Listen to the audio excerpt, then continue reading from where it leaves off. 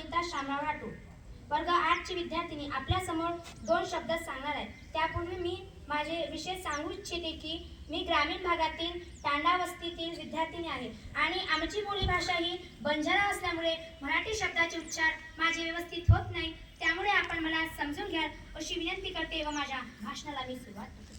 खरं तर एक प्रश्न पडतो की हे स्वातंत्र्य आपल्याला सहजासहजी मिळाले का? खरं तर आपल्या मनाला प्रश्न विचारा की हे स्वातंत्र्य आपल्याला सहजासहजी मिळाले का? तर नाही. इंग्रजांना स्वातंत्र्य मागितलं आणि त्यांनी लगेच देऊन टाकलं ही सोपी गोष्ट नव्हती. तर अनेकांनी आपलं त्याग दम बलिदान दिलं तेव्हा कुठेतरी स्वातंत्र्य मिळालं.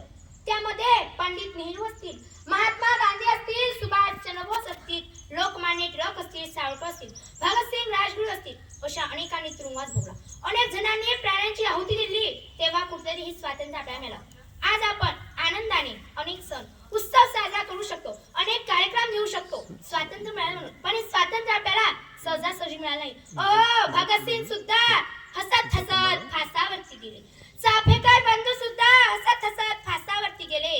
जाता जाता त्यांनी आपल्याला सांगून गेले त्यांच्या समोर मृत्यू दिसत होता.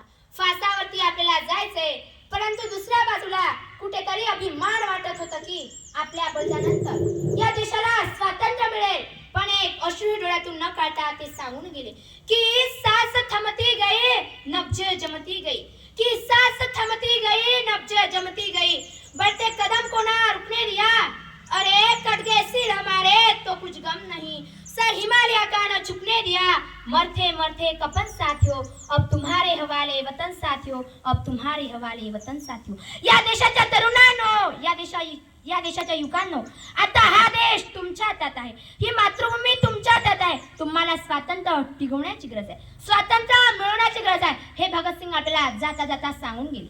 खरं तर मित्रांनो, 150 वर्ष इंग्रज सत्तेने भारत मातेला छळले, खुलवूनही जुलमी सत्ता रक्ताचे जे पाठ पाहिले, आनंदाने निरळ्या छातीने कंठात गोळी कोणी छळल्या, आनंदाने निरळ्या छातीने कंठात गोळी कोणी छळल्या.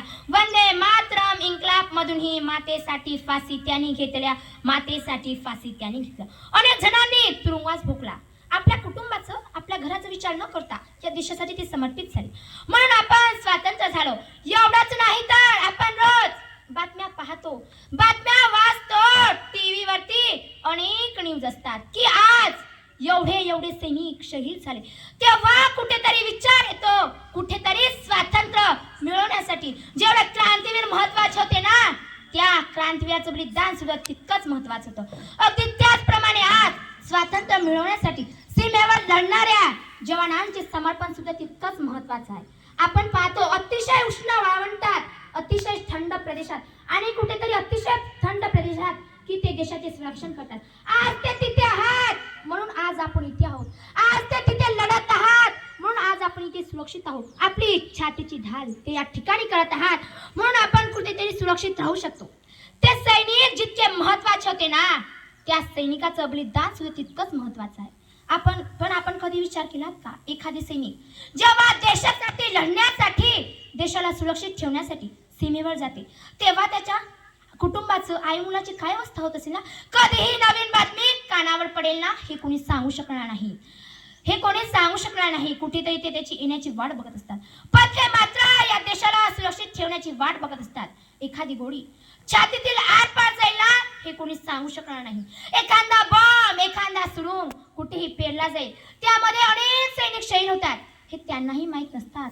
भविष्यात काय होणार आहे, कुठली गोळी आपल्याला मारेल आणि ती आपली छातीतील आर पार जाईल, हे त्यांनाही माहीत नसतात. खरं तर मित्रांनो, जेव्हा ती गोळी लागतात तेव्हा त्या मातृभूमीला वंदन करतात की सांस है जब तक ना रुकेंगे कदम, की सांस है जब तक ना रुकेंगे कदम, चलते चलते मंजिल के पार जाएंगे.